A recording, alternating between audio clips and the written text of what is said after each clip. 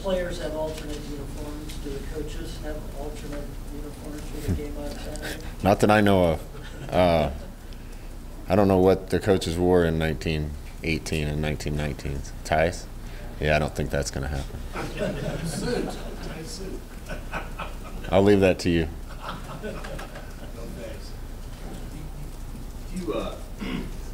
Is that something you care about, like in the future? You want to have a voice in what they wear for alternates? And UCF had a bunch of different combos, but Nebraska's always trying to keep the one. In general, I think there's maybe a dozen brands in college football and uniforms that you recognize, and those schools probably are better off, my opinion, just my opinion, sticking to the tradition. And we have a strong enough tradition here. Everybody in the country, when they see the N on the side of a helmet, knows what it stands for. So not to say we won't mix it up occasionally, but there's power in what we wear every Saturday, and I don't see us wearing something different every weekend. Scott, what do you think of the job Craig Austin's done with that O-line, over the last month or so? We've gotten a lot better. Really kind of with the progression and improvement of the team, the O-line's been in lockstep. I think both young tackles are getting better every week. I've said that. Bo Wilson's doing some really good things, and Tanner and Gerald have both gotten better as years gone along too. So we're giving Adrian more time to throw, and we've done a pretty good job running the ball this year. So Greg's a great coach, and everywhere he's been, his players not only play well but continue to improve.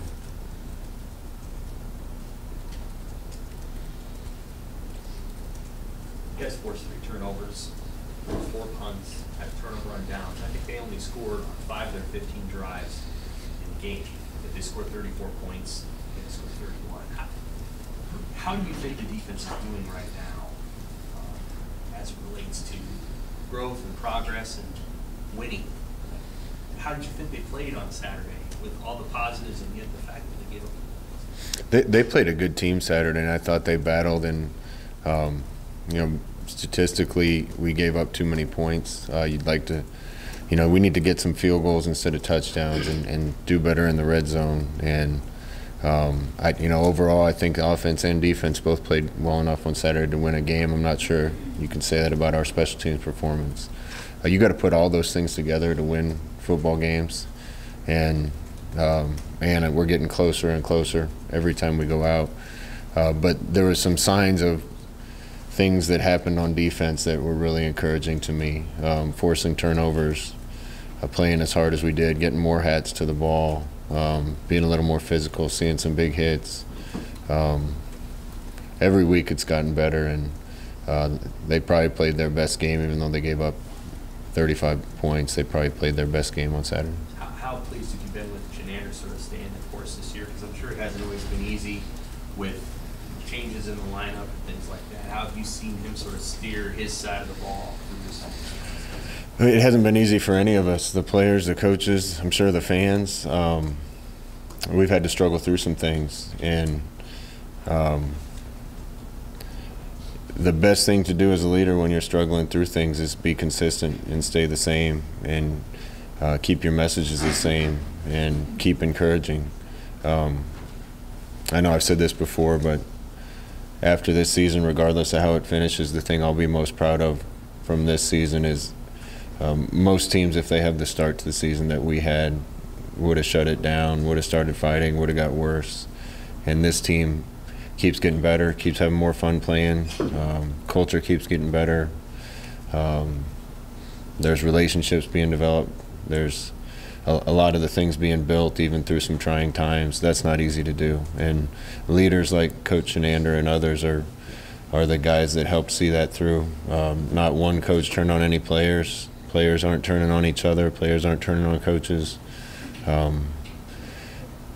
I said this too. The best thing I heard all week is one of my young guys came to me and told me that one of the old guys told him that he was so jealous of the young guy that he was going to get to be around here for 3 more years because of what the players can feel is happening and where they know it's going.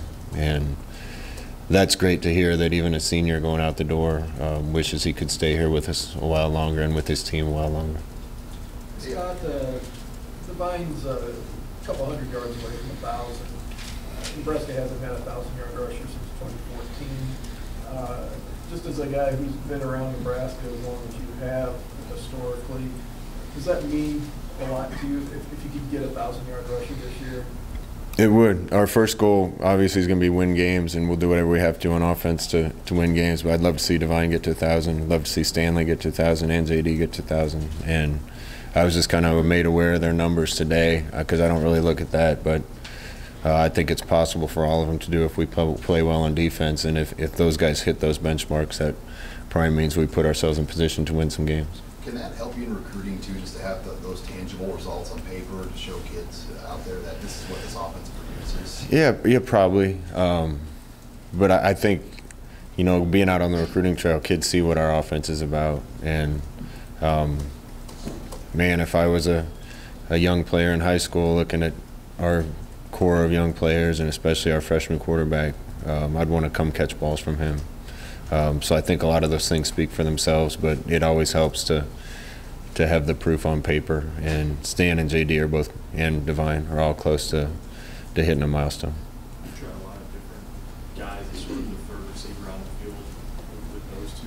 Have you been surprised that you have sort of found someone that consistently be in that spot, or what do you want to get out of their spot over the last few weeks? Yeah, I'm a little surprised. We're going to play the guy that we think gives us the best chance, and we've been waiting for somebody to really step up and take it. And at times, certain guys have done good things, and other times, other guys. But you know, we need more weapons on the field, and we'll keep searching until somebody steps up and takes that spot. Are your young tight ends starting to get to a point where you trust them more in the passing game? Yeah, I think all three have improved. I'm excited about the future at that position, just like any other, or a bunch of others. You know, Jack's a sophomore, and Austin and Kurt are both freshmen, and we're going to have those guys for a long time. They made a big jump from spring to fall, and they've made a big jump since the start of fall to now. You're starting to see them show up in the passing game. They're all blocking pretty well, and they're all young. So looking forward to the development at that position, and it's great to see them get involved. Did it make it easier with the Juergens decision, knowing you had those three guys around for a while? Yeah, I suppose it made it a little easier, but that didn't really have much to do with it. It was just trying to find the best spot for him. We tried to do what's best for each kid individually, and I really believe Cam will thank me someday for making that move. Hey, Illinois fired their defensive coordinator before last week's game. Did you notice much different about how they played? I mean, I think the score caught a lot of people by surprise how they took it to Minnesota as well. Yeah, there's some different. You can tell it's obviously in the same scheme. You know, I finished my career in Tampa. Hardy was a legend down there, so I got a ton of respect for him and Lovey.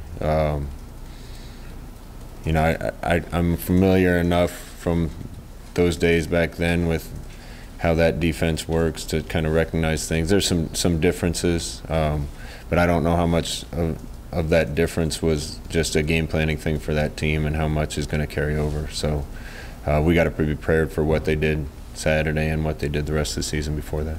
We've got a player like JoJo Bowman who's been sort of do a bunch of different things.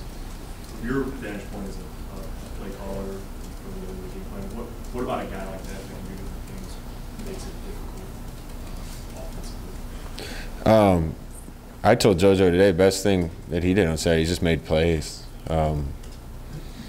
You know, JoJo can play safety, he can play outside backer, but when he got his chance, he went out there and made some plays, and not just a tackle here and there. He made some game-changing plays. And, man, we've been waiting for more guys to step up and do that. So awesome to get him back, and I hope he keeps having the success that he's having. And, you know, him knowing enough spots to move around will give us flexibility and hopefully make it a little harder on the other team.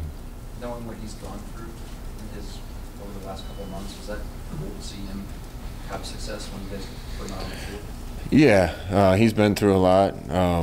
He even had bad luck this year. I mean, he had, you know, little nagging things that kept him off the practice field and kept him from getting his chance earlier. So life doesn't give you that many chances, and when you get them, you got to take advantage of them. And given his chance, he's done a great job. So I expect to see him on the field a bunch.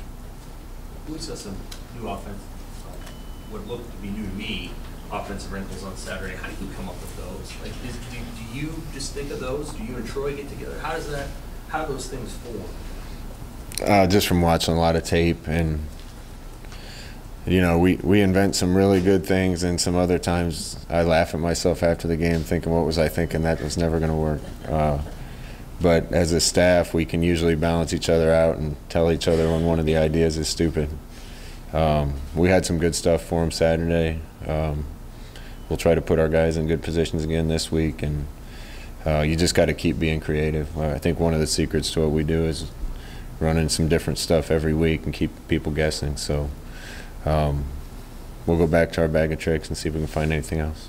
Are there plays that are sort of quote-unquote left on the cutting room floor, just stuff you guys brainstorm, like, yeah, that won't work, and it just never makes it out of the coach's room? Or they're like, do you think of 20 plays and then pick 4, or how does that? No, we go in as a group on Sunday night and Monday night and kind of all present our ideas, and then we build off those ideas and come up with new ideas based on what somebody else is thinking, and come up with wrinkles. Even our GAs and interns and quality controls get involved. So any and all ideas are welcome, and we try to fit it all together so things are coupling with one another and setting things up. And we got a great staff from that standpoint, because there's no egos. A ton of stuff gets cut,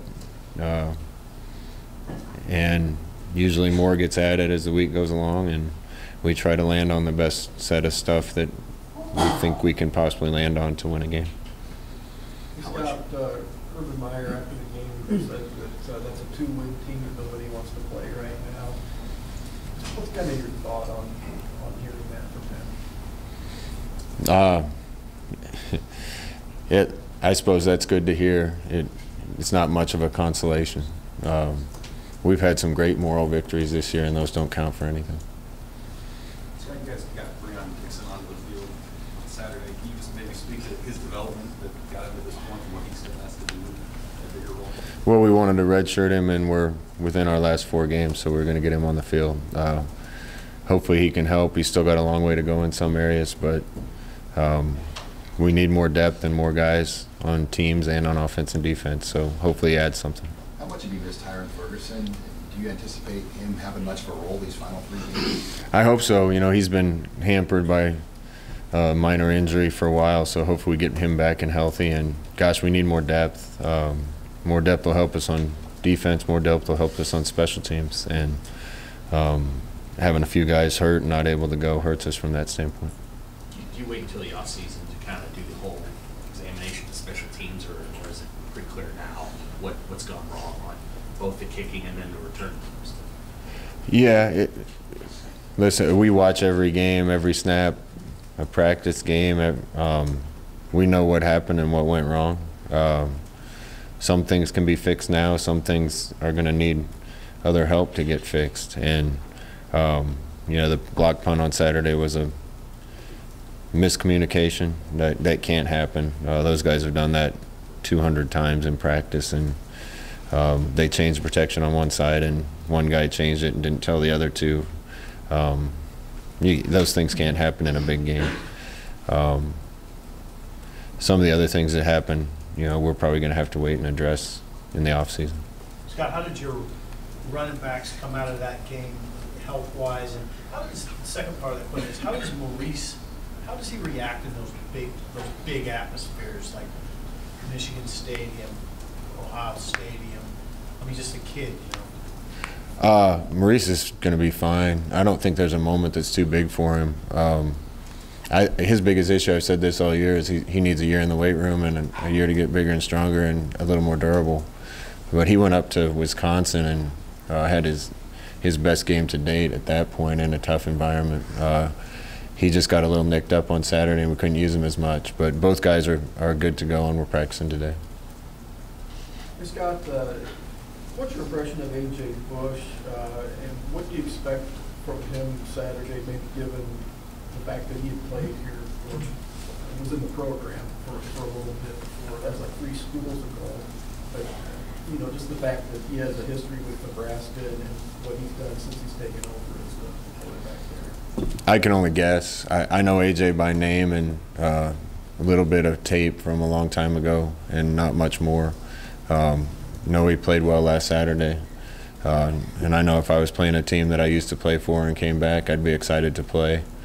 My guess would be he has a lot of fond thoughts and memories of this place because it's hard to leave here without thinking that way. But he's a good player, and he certainly played well on Saturday, and their offense looked completely different with him in there.